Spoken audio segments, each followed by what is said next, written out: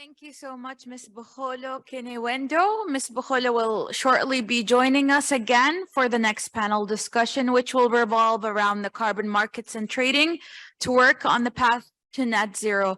But we would like to kindly ask that everyone please hold as the technical men will try to set up the virtual panelists who will be joining us for the next panel.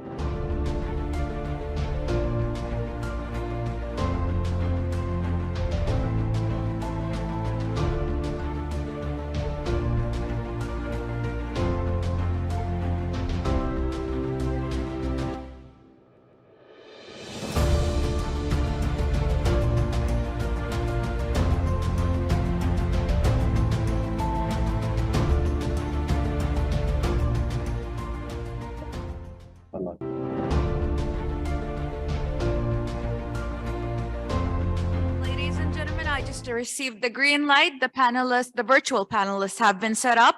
Let's get started with panel number 3, carbon markets and trading. Joining us back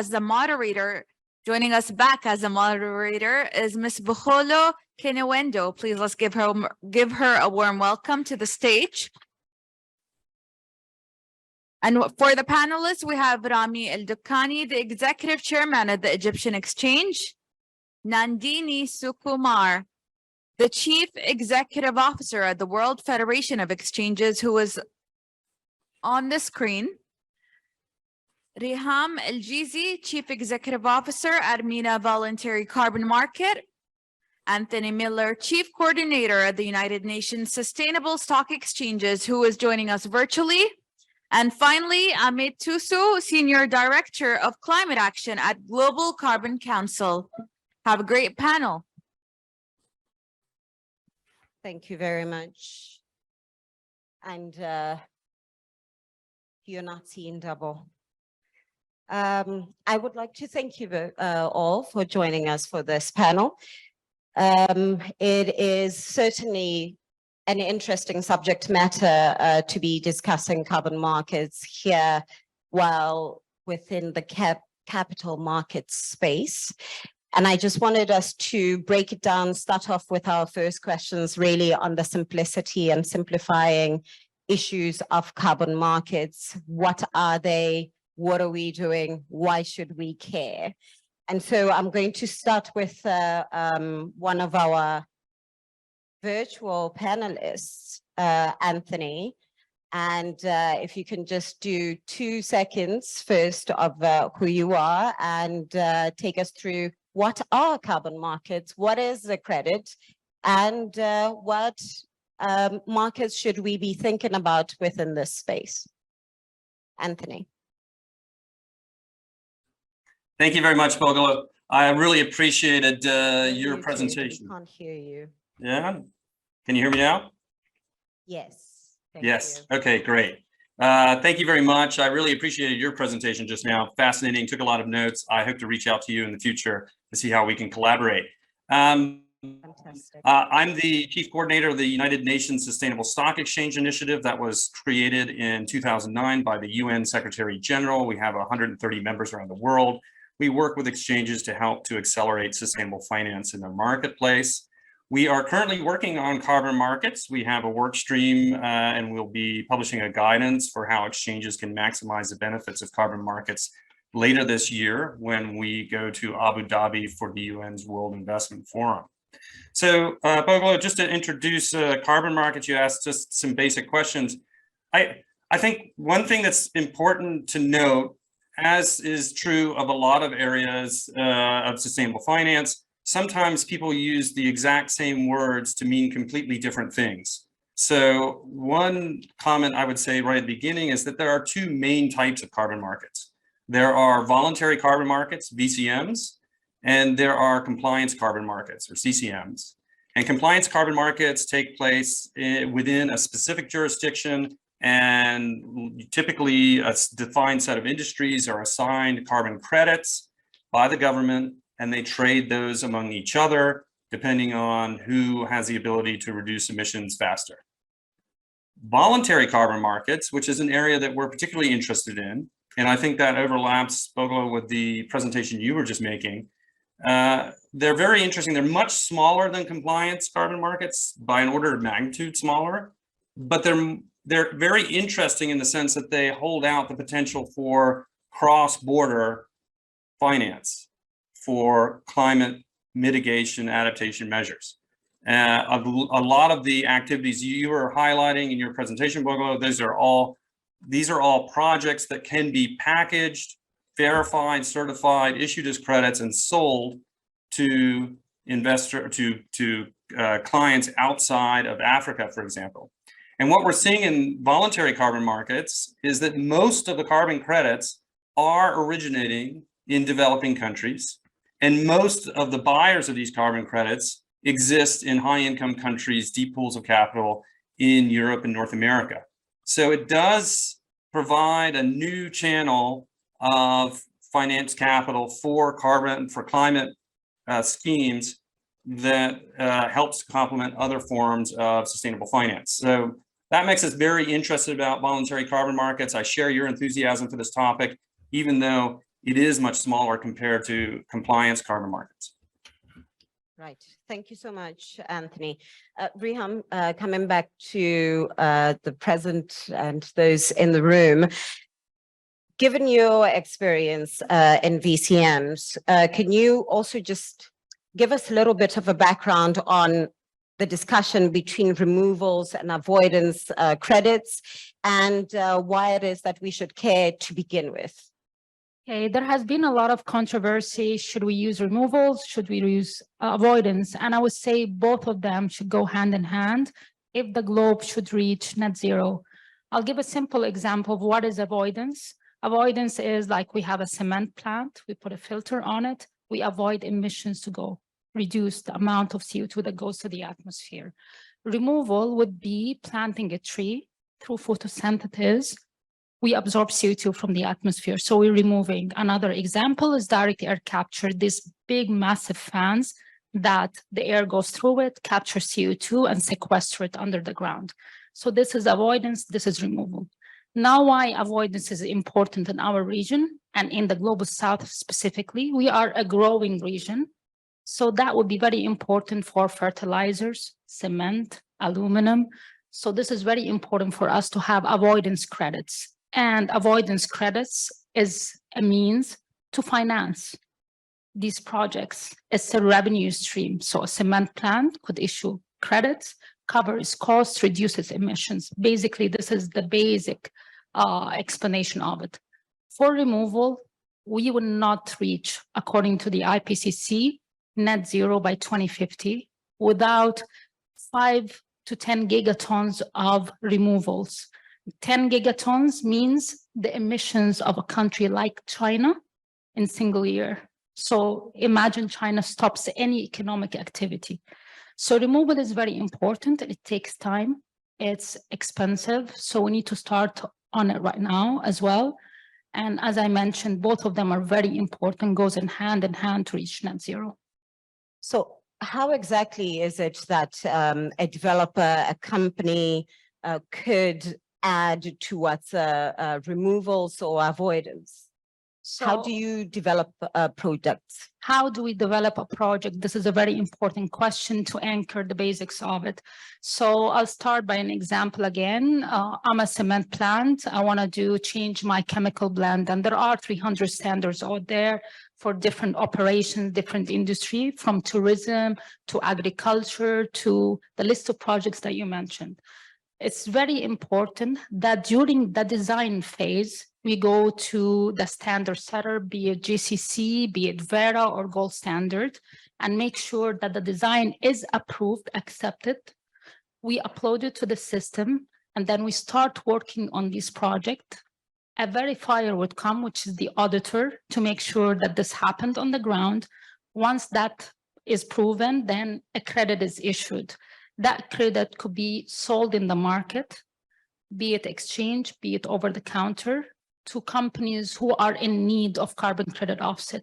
And by that, the cement plant would have covered the cost of issuing this carbon credit. It is more important for removal, because why would I do a reforestation? There is no economic value of any project developer to do that without the revenue stream coming from the buyers who are financing that. Very well said. Thank you very much. Nandini, let's cross over to you. From a global organization's perspective, how do you think it's best for us to connect meaningfully producers and buyers, investors, and what is the current perspective around carbon markets, particularly in the VCM space? Well, first of all, may I congratulate you on your presentation. It was fascinating. And a real kind of indication of the momentum that can be built when nations come together with a common purpose. So congratulations, and we wish you all the best. We look forward to working with you on that journey. At the WFE, as you say, we are the only global association for exchanges and CCPs, and we work with our members. We have about 300 members around the world. What's important about us also is that we are an aspirational membership. So to enter into membership, the exchange and the CCP has to conform to certain criteria, to certain standards. And so once they are accepted into WFE, we do a very rigorous verification process. It is seen as a symbol of maturity or of being at a certain standard. So if you're an institutional investor, especially if you're an international institutional investor, you are more likely to trade on exchanges that are WFE members. So one of the things we have been working on, because obviously voluntary carbon markets and compliance carbon markets, eventually the lines between them will blur, because then you will just have a public market. So if you look at it, all of us on this panel are looking and talking about different facets of essentially what will eventually become a new public market, and that will be a carbon market, right? So that's exciting. You don't see new public markets emerge very often. So it's a momentous occasion, and the market structure, the market design that occurs or that is created at the outset to facilitate the creation of such a market and to create that enabling environment that you spoke about at the outset is very important. But you also have to understand, all of us, that the design of the market structure at the outset does evolve as the market itself matures. So where we are now is pretty much, is many of our members around the world, it's a government-led push, which is, I think, very important, because public markets really do need that support and encouragement from state if they are to if they are to fulfill their true potential. So you see many governments, many states around the world looking closely at carbon markets and how you can create them as a public market. The exchanges themselves are very important vectors in the sustainable space, because as we sit at the center of the center, is what I always say, because we connect the issuers, we connect the investors, we sit with the regulator, we talk to multilateral organizations, in the voluntary space. And also we have from the outset very core principles, the WFE principles, which are basically the Bible for, or the handbook for how a public market should be set up. It is the framework that straddles that space, but at its heart are concepts such as investor protection, price transparency, appropriate regulation, market integrity, to give you some of the phrases that are common in and necessary in creating a profound market. So we will see this market happen now, I think, over the next 2 years, and then we will see it mature and mature. I was very struck and laud your ambition. I love the fact that you had clarity on the amount of institutional investment you wanted to draw, and also the clear KPI you had around carbon capture. And I think those kind of milestones will mark the progress of this market. Thank you so much, Nandini. And I want to bring it back, just coattailing on your talk around exchanges, and really bring in Rami here. She said that exchanges are at the center of the center, and we have seen very little active participation of African exchanges in this space since the Johannesburg Stock Exchange. Why is it that EGX felt the need to get into this space, and what are some of your experiences within the last couple of years that you can share with us of the development of a trading platform and really developing projects in the continent? Well, thank you, Bugolo, for having me today. And seeing the faces of my friends in the room, I just want to make it simpler to them that carbon credits is a new financial instrument to be traded on exchanges. And in order for exchanges to benefit from the fact there is a new financial instrument or a commodity that could be traded out there that is already being traded over the counter, and the volumes are very high. And Reham can second me on that, and she can tell you better on the numbers. But the industry is already there, and exchanges should have a role in order to provide the transparency and the proper disclosures of underlying assets that actually issuing these credits. This is the main need of why we're having exchanges, in fact. There is no shortage in exchanges in Africa particularly, but it's rather than, it's a global thing. We haven't seen global exchanges working on carbon credits quite well, not in the region only. So we cannot just say it's Africa per se, but definitely we're lagging behind when it comes to the learning curve, and we will try to make a better position for us. When EGX took the decision to focus on carbon credits as part of an African initiative, a wider initiative to the entire continent of Africa, we thought that carbon credits will be Africa's newer resource. And we believe that is not being utilized properly. It's being sold over the counter. The middleman, there is still brokers who's making 40 or 50% commission of the proceeds of that transaction, and local communities in Africa are not benefiting from that by any mean. And Arab nations are not far from the similarity of the African continent. This is why we wanted to bring this discussion also as well to the Arab world in order to understand what we're having and what can we position ourselves. Let me put some numbers for you that Africa, for example, does not contribute more than 4% of the global CO2 emissions. Yet it could source many of the carbon credits globally. And we think that this could be a valid industry for all of us. We started in EGX in COP27. We announced that we are starting the Egyptian Carbon Exchange to be an African carbon exchange to allow all African issuers of credits to start trading their credits on it. However, with the learning curve that we learn every day, that it's not as simple as bringing in a trading platform in place. We're as exchanges, we're dinosaurs, right? We only look at, we want to bring the NASDAQs of the world and bring in the technologies and start trading the carbon credits. It's not as simple as that. The learning curve and mapping out the stakeholders that you need to do it would require a lot of groundwork that has to be notified with the regulators, with the issuers, with the projects, and with the developers, and understanding the different stakeholders and the pricing mechanisms, all of that. It's still quite a virgin area. No one can claim they can understand there is a global practice, best practice in this part of the world. The global industry does not exceed $2 billion as we speak. Pet food is a bigger industry as we speak now, but the potential that would arise from carbon credits, and we believe that there are a lot of bottlenecks in the current value chain that does not allow the industry to grow. And within the panel, when we're going to discuss VBBs, we'll understand how this is a bottleneck that would stop growing the industry, and it has to be disrupted one way or another. I think it's best you immediately jump into that hurdle of VVBs. Perfect. So how you issue the credit, it's a long process that could take you 18 or 24 months. But a bigger part of the process, and Amit here from GCC would definitely explain the role of global registries, but you need third-party authentication for the credit. So we're going back to the cement plant that Rehan was talking about.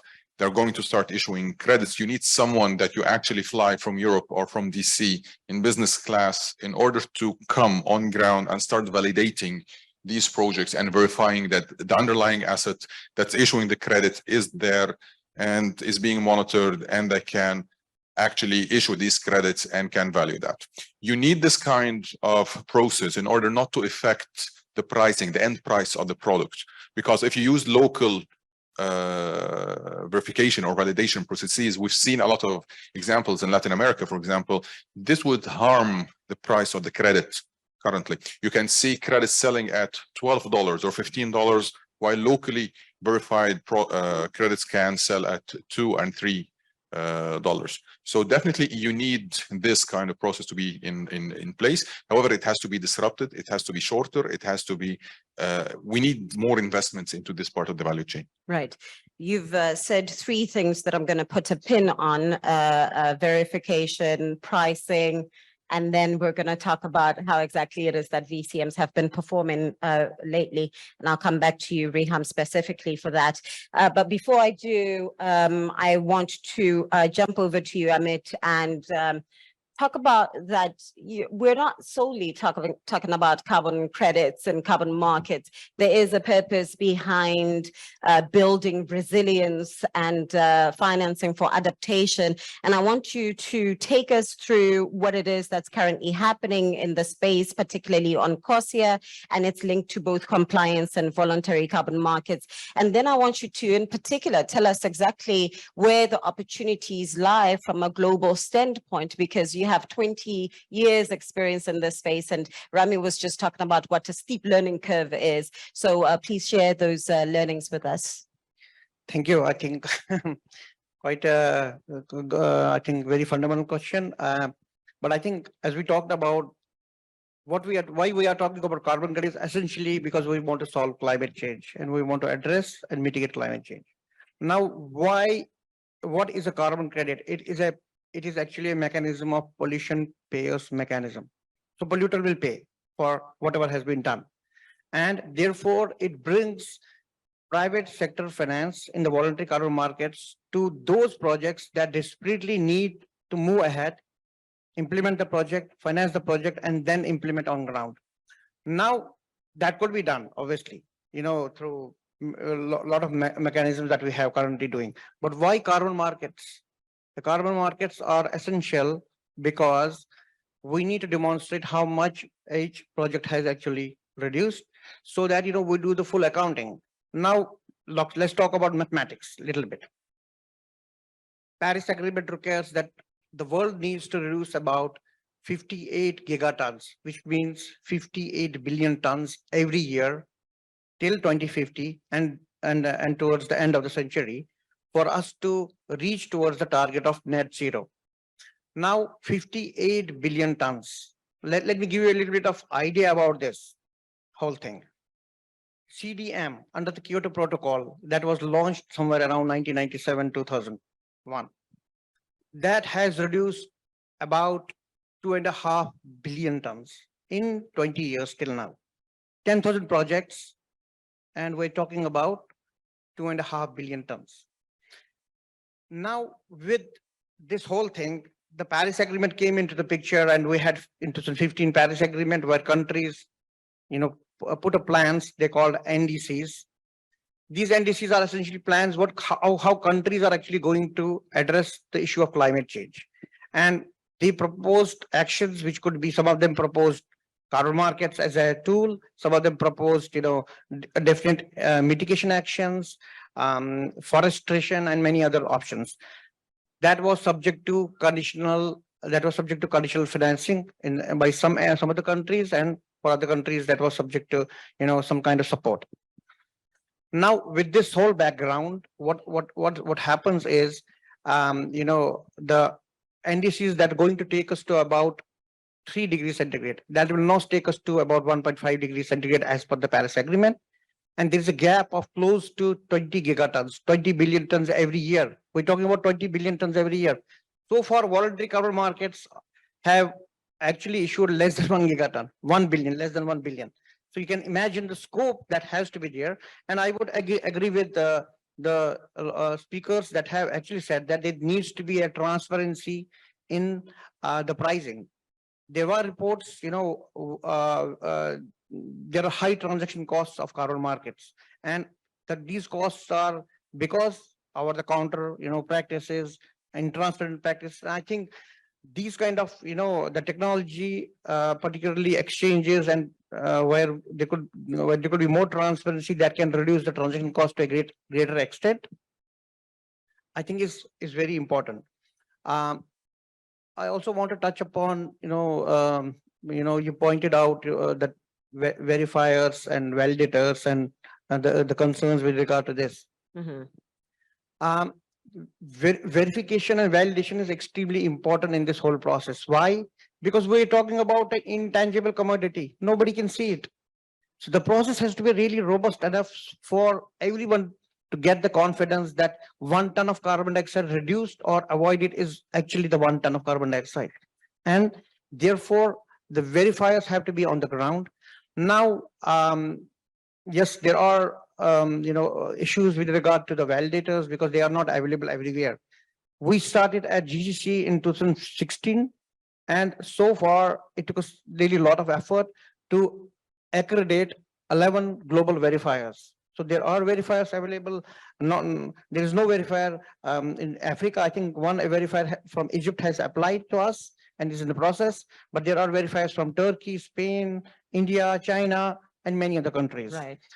So yes, the verifiers will have to fly from one part to another, but this is not the only cost that the verifiers have to.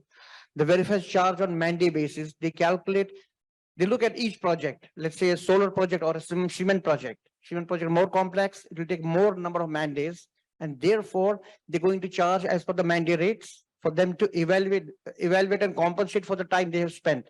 Yes, they need to be at the site to look at what actually has happened on the site, whether or not the plan that was submitted to reduce greenhouse gases and to also demonstrate contribution to sustainability has actually been achieved or not on ground.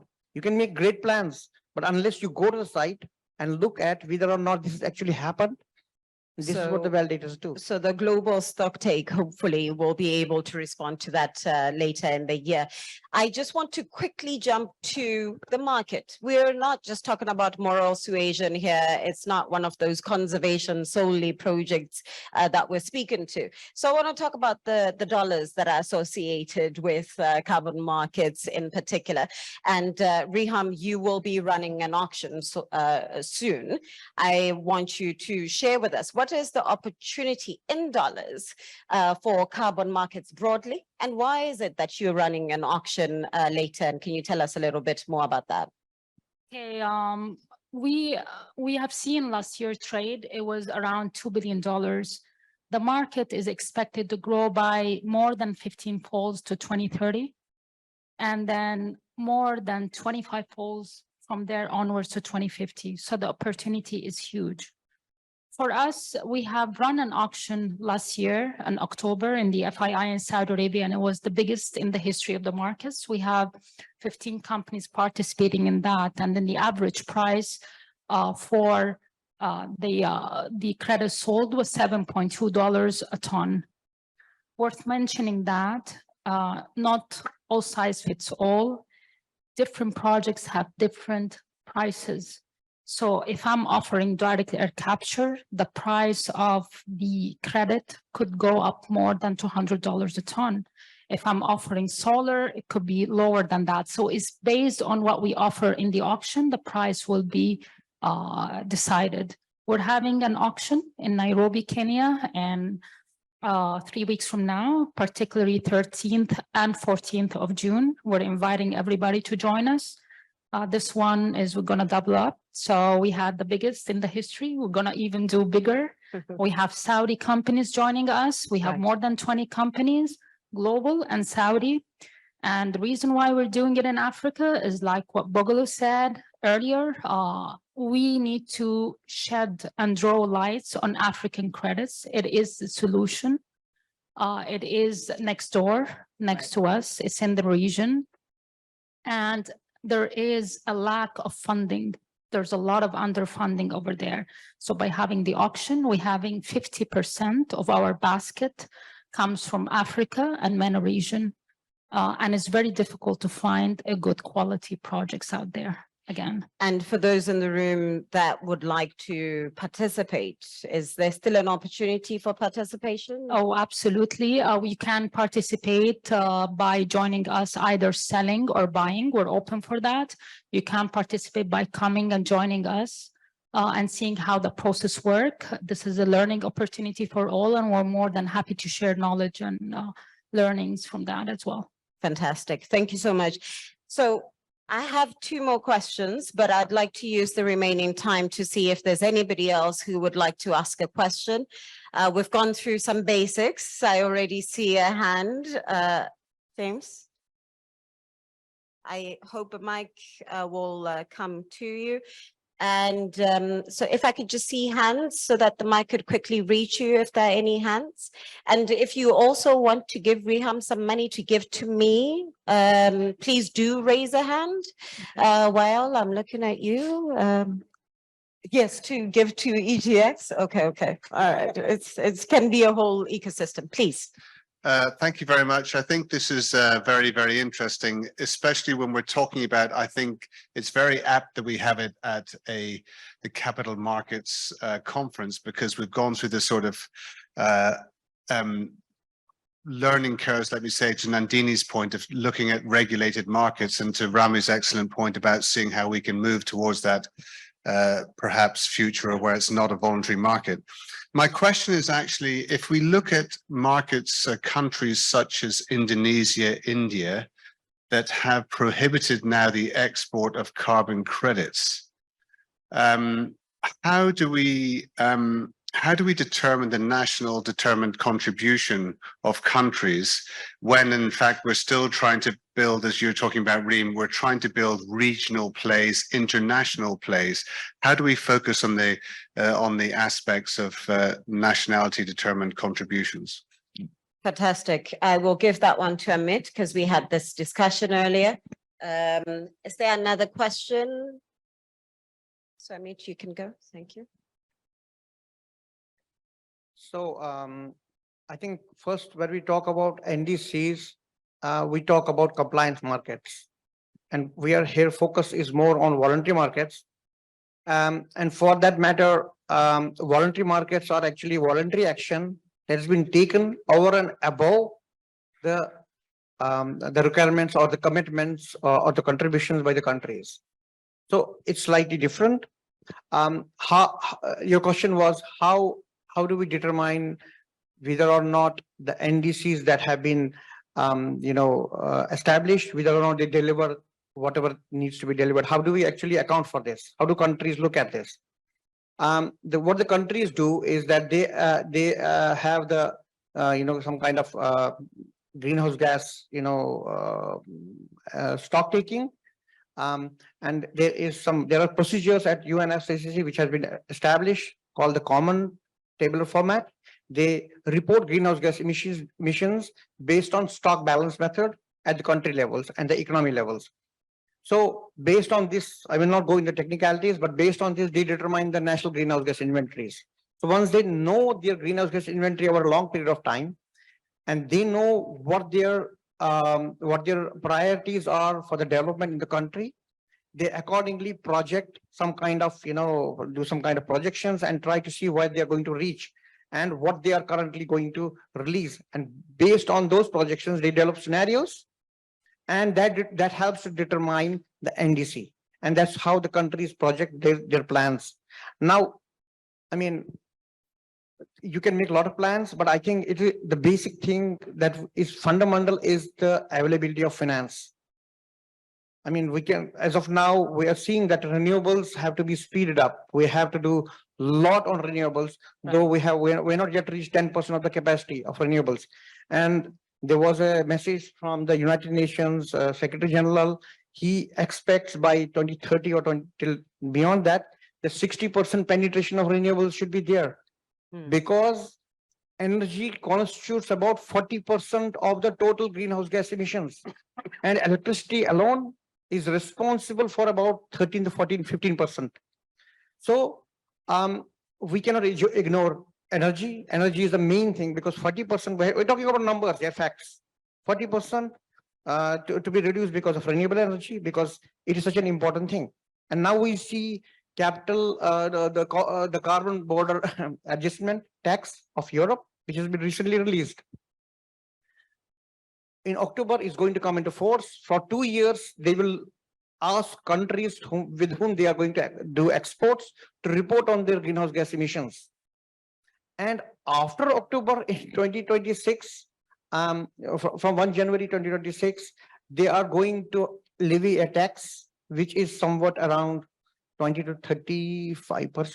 So we are running out of time. Yeah, Sorry, and- Amit, but I'm going So, to yeah, that's it. encourage that you engage with him directly. And then lastly, to say, right now, there's the transparency framework under UNFCCC that I think also gives a little bit of insight on how NDCs are being reported back and where the opportunities are, how countries are doing in that space.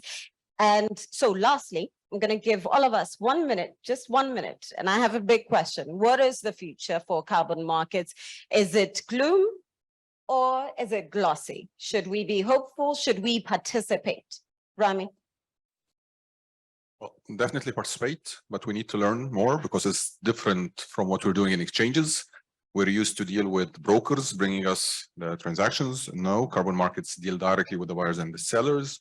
They have to run their KYCs, but it's a financial instrument or commodity that would require the trading platform to be there, would require the custody, would require the clearing. So the entire value chain of what we're doing in normal exchanges has to adapt for that.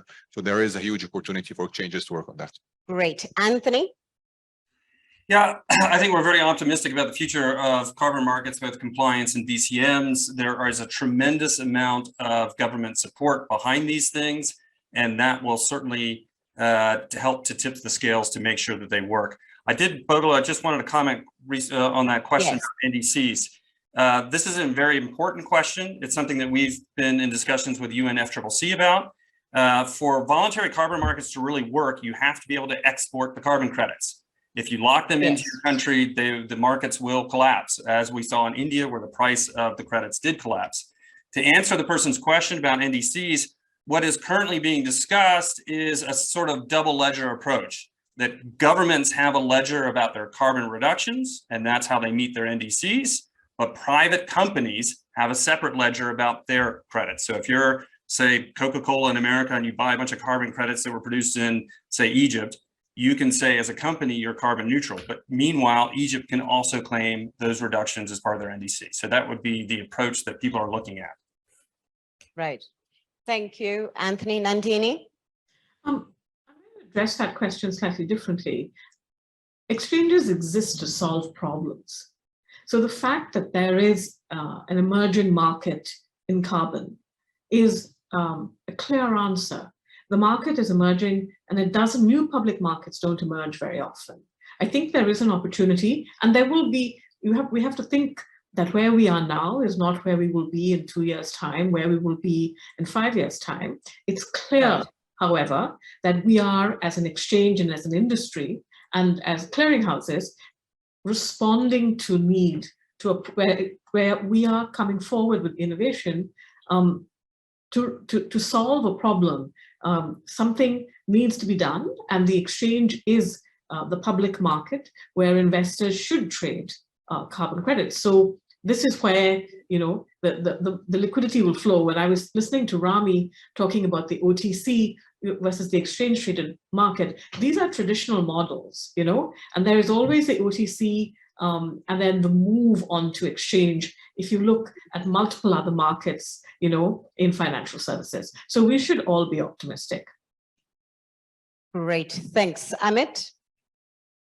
I'm very positive about carbon markets. They have been operated for the last 20-25 years. They worked, but they have to be scaled up. And this is what I look forward to. Thank you. Fantastic. And lastly, Reham. Am I hopeful? Absolutely. Look at us in this room. We're just out of COVID. Everybody's traveling. Everybody's here. How did we solve a pandemic? Government, private sector, funding, and then funding. Yes. So we are all here together. Why can't we solve the climate? change dilemma? Of course we can. If you all get together, put our head into it. It is imperative that we act. This is not a scary message. One thing that Amit mentioned, he mentioned that the global emission last year was at 40 gigatons. In order to reach the 1.5 degrees Celsius, there's a carbon budget. If we multiply the 40 by 30 years, that is 1,200. The carbon budget is at 570. So that is double up. That's why the speed is needed. The technology is needed, the funding, and everybody coming together. This is not a problem for me only. It's for everybody sitting in the room, for your families, for your children, for all of us as human beings on this globe. Fantastic. I want to note that we all have a role to play here, and really getting carbon markets to work for developing countries in particular boils down to an understanding of their huge potential, their impact, ensuring that they better reflect and reward the developing markets' distinctive value proposition, boosting their efficiency, cost effectiveness, and coming up with a fair and sustainable approach to allocating value that they bring. It is very important that if these markets are successful, such efforts could bring billions of dollars to this new economic opportunity for many countries that need it the most, and while providing a much needed boost to our global efforts to combat the ravages of climate change. I'd like to thank all of our panelists for taking the time to join us and being so succinct. We only missed with about 40 seconds of our allocated time. Thank you so much, and good afternoon.